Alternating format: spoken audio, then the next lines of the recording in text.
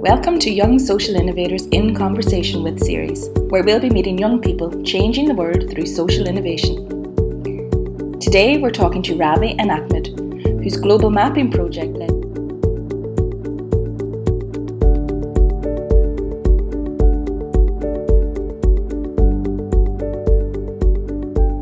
So Ravi and Ahmed, before we begin, can I just ask how are you both? How are you doing? And I suppose what are the biggest impacts that you've seen in your own lives at the minute through this crisis? Thanks, Brona. I suppose it's a very, very strange time we're in right now. Never have I, or like even my parents, thought we'd go through something like this. So it's a bit strange for everyone. Um, I suppose like I'm doing well. I think I got used to my daily routine now. With college coming to an end and exams coming up, I'm pretty busy with the studies and assignments, etc. So yeah, I haven't been like impacted too much personally, but it is a bit strange just to see everything going on in the world. Yeah, I agree. Like again, for me, I haven't been impacted hugely. Like my dad is going on with his job as the regular because he's a doctor, and with regards to study, like I do computer science, so it's very easy to work remotely from home. And I personally like to plan my days and schedule them. So like I haven't had any troubles with that. But I've seen like my friends struggle without the college routine in their life. Yeah, and I know during the focus group when we were designing the open call, we heard from other young people too who were finding it particularly hard not having the level of social interaction that they said they really needed for their own mental well-being. And other people had lost their part-time jobs, and we talked to young people who had grandparents in nursing homes. So there were so many other issues impacting lots of people in different ways. So whenever we came to you and we had this idea of running an open call, asking young people to come up with ideas to help, you both thought instantly that it was something really good and that we should do. So can I ask, why did you think that it was such a positive thing to offer young people at this time? I just think involving young people in innovation is always a good idea, whether it be a pandemic time or any other time, because some of the best ideas are in young people. So giving them the platform to express those ideas, especially when they have so much time right now to think, to observe their own communities and think of solutions for them, is a crucial step from YSI and any other organization to do. So involving young people is always a good thing to do at any time, not just during a pandemic. Yeah, That's I a really agree. good point, yeah. Yeah, like I completely agree. I think like young people like to have their voices heard, because we feel like we have a lot to offer, and even in this time where the whole world is going through the same thing, we might have different ideas and different ways of seeing things and our own problems that we would like to address with ourselves and our friends. So I think it's really important that as a community we all come together and try to help each other, because everyone's going through something very similar right now. Mm-hmm. And young people do have the ability to make change, as we've seen with the Young Social Innovators and other programs throughout the years. Yeah, and so I suppose that's a really good point, that it's not only during a time of pandemic, but that young people, have great ideas all the time across different issues affecting communities. So I suppose, what role do you think young people should be allowed to play in their communities that maybe they're not being allowed to play at present? And I don't just mean in time of pandemic, but in general. I think young people are written off like a lot of the time for, I don't know, not knowing enough or not having enough maturity or experience, but that is not always a necessity for people to make decisions and or be part of decisions at least. So I think giving them a platform is something which doesn't always happen in local communities or on a national level as well. So definitely, I think what's missing is giving them a voice, as Ravi was saying. They like to be heard, and when they feel heard, they become more responsible and mature by having a platform to express themselves. And we carried out research, as you know, last year, and we asked young people what for them was the greatest sign of a successful life. And we had given them different options. Was it having a loving family? Was it owning your own home? Was it having a successful career? Or was it making a difference in the world? And surprisingly, out of that, 2 in 5 young people, which was the highest percentage of respondents in that question, said that the greatest sign of a successful life was making a difference in the world. Now, you have both been involved in social innovation projects since you were 15 with Young Social Innovators, and you've gone on now and you're both involved in Enactus. So, I suppose social change is part and parcel of what you do now. And I suppose I was just wondering, how did that come about? Was that something that you always had in you, or did something spark that in you at a particular time? So for me, to be honest, I never thought I'd do something like this. I remember one day I was in transition year, and one of my teachers, Mr. Fitzgerald, he was just like, "Hey, do you want to get involved with this?" And I was like, "Okay, cool. I get to miss some class. Perfect." So I started And by getting this, you involved. mean Young Social Innovators? Yeah, yeah. So I started getting involved with this project called Global Citizens, Mapping the Future, where we mapped out developing countries, in particular Lesotho. And yeah, I suppose like as soon as I got in, I was like, wow, we're actually doing something pretty interesting here. I'm actually able to use my skills and, stuff that I thought I didn't really have and was able to do, like stuff like public speaking and things like that. It all just kind of came to me now, and I just had to do it, and I started really enjoying this. And then like about 5 years later, I'm still in it. And Ahmed, for you, was it something in particular? Nature Again, or nurture? not really for me. Like I've always liked to help, but like I actually didn't know what social enterprises were until like properly until I joined Portmarnock. I joined Portmarnock in 5th year, and I was still making friends. And Ravi was one of the first people I met in my tutor class. We went to the same school, and he in the second week of school, I had nothing to do during lunchtime, and he was like, we every Tuesday we have a mapping club, maybe you should come try it out. So I was like, to be honest, the first week I don't think I went the first time he told me to. I was like, doesn't sound like something I'd enjoy doing. But then I went eventually, and again Mr. Fitzgerald just got me hooked onto it, and like it started from there, and social innovation has been a part of my life since. Fantastic. And you might tell us a bit about what your original project was. So back then, a number of years ago, when you did get involved in social innovation, what was that global mapping project and what did it aim to do? Yeah, so the aim of Global Citizens Mapping the Future was to map developing nations so they can have a chance at a better future.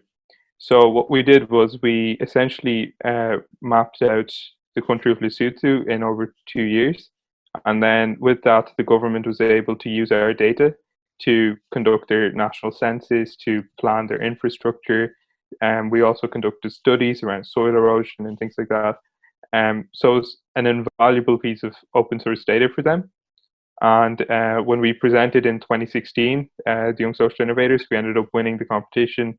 And then I went on to the Sage World Cup in the Philippines the first year, where we came second. We lost to Canada. But then, then next year, I suppose Ahmed joined and the project grew even more. Yeah, So you picked up where Ravi left off. Yeah, so I joined in 2017. Yeah, it was 2017 I joined, and basically we were about to finish like the initial part of the project, which is getting Lesotho completely mapped and making it the best mapped country in Africa.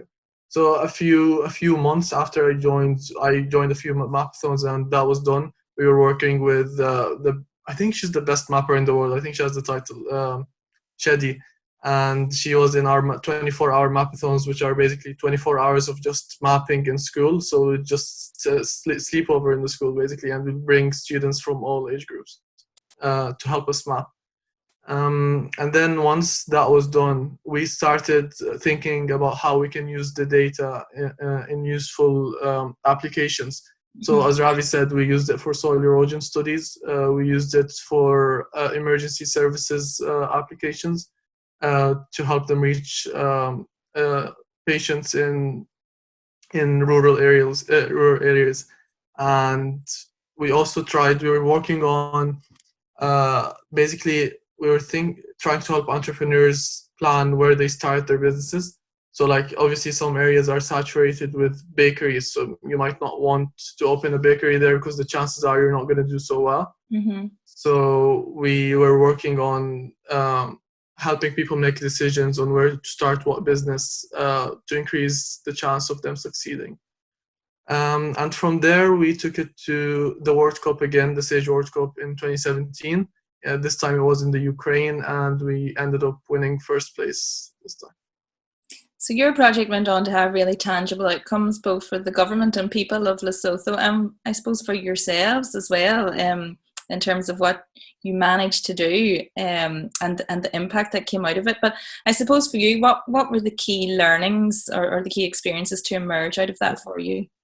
Yeah, so I suppose I was involved up to like sixth year with Global Citizens, and like I was saying, in fourth year, my like the way I saw things and just the way I approached stuff completely changed over those 2 years. I had a completely different focus. Like you mentioned about making the change, that kind of became a focus for me. And then even just picking up other skills that were useful in other parts of my life. Like I ended up becoming head boy in school, and that really, just doing YSIs throughout the years, with all the public speaking that I had to do, and like working in teams and organizing different events and stuff, that all came really useful when I was head boy. And then even in college now, any societies I'm part of, like an activist, all of the skills that I learned back when I was 15, 16 are all just really, really useful right now. And even professionally, I see it making such an impact in terms of like interviews with companies for internships. Like everyone always looks back at this Young Social Innovators project and they're like, what did you do there? This is really interesting because, a lot of 15 and 16-year-olds tend not to do something like this, even though everyone has the same opportunity. So, like, completely changed my life, I'd say.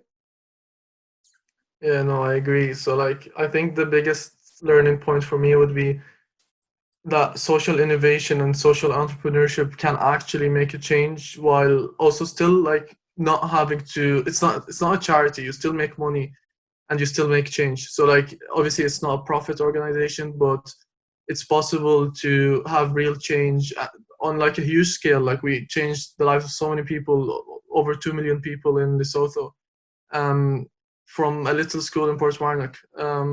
So it's the power of social entrepreneurship that struck me the most from this experience.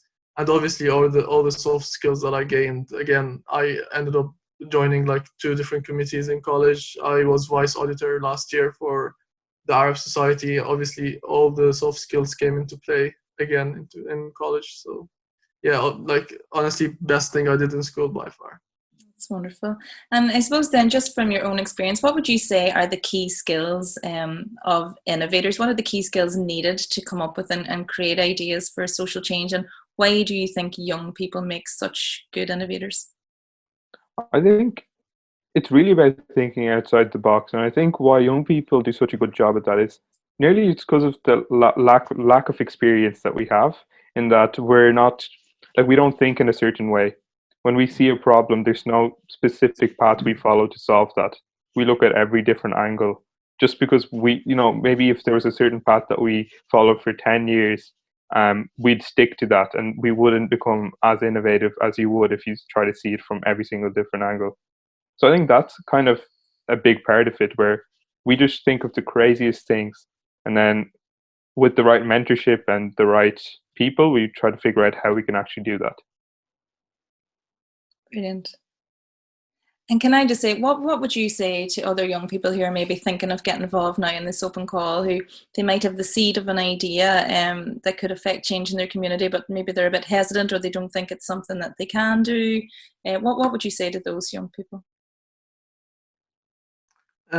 I think this is the chance that we all wanted in school. Like we have, well, I don't know. I think the school year is almost cancelled now. So like you have so many weeks to basically not do much, especially if you're not in junior cert. Junior cert is cancelled as well, especially if you're not in leaving cert.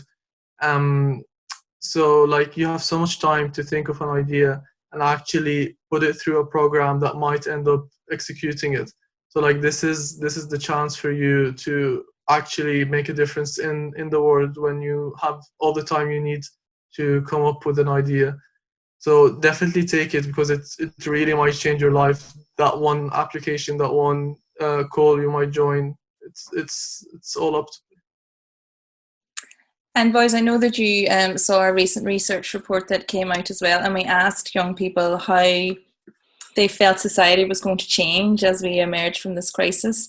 And amazingly, an overwhelming number of young people felt positive about the future, and they felt that actually something positive for society could come, you know, from this terrible challenge that we're all facing. But can I ask you two, you know, how hopeful are you for the future as we emerge from this crisis? And I suppose, what positive things would you like to see for society as we come out of this and begin to rebuild again?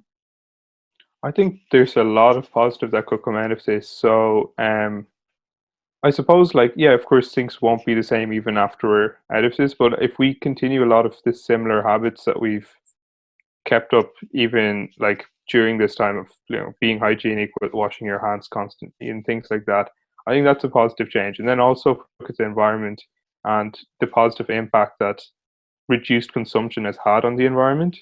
I think people might take that into consideration.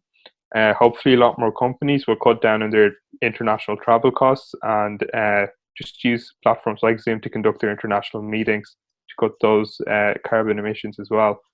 And I think just in general, just I suppose people being grateful, because I think a lot of people have had time to reflect on everything they actually have. And a lot of us are in very privileged situations right now. I'm here sitting with a laptop and the comfort of a nice home and food and everything of that sort. But there's a lot of people out there that don't have the same. So I think a lot of people will come out of this with the more willingness to help people and make change. And Ahmed, for you, what positive would you really like to see emerge out of this? I think if you look at the bigger picture, it's like this pandemic has shown us how small the world really is. So like a little thing that could happen across the world could have an immediate effect on us within a few weeks. So like I think it'll make us feel more like one nation, all of us together, all around the world. Like I definitely feel that people will be able to sympathize with each other way easier now. As we've seen with what happened with Italy and many other countries, I just think people have realized that something that is maybe might not be right, maybe not be in Ireland right now, but like a few kilometers away, it could just come here in a few weeks. Like it's not even now we're talking about pandemic, but like it could happen with wars, it could happen with any other big scale events. So I think we'll all be able to sympathize better with each other. Yeah, we'll recognise more interdependence as a human family. Yeah, it's a really good point. Guys, can I just say a huge thank you for today? It's been a pleasure talking to you, and thank you for being the first in our series of conversations. You're wonderful ambassadors for social innovation, for social entrepreneurship, and for young social innovators, and it's been really lovely talking to you. Thank you so much. Thank you, Bronagh. Thank you.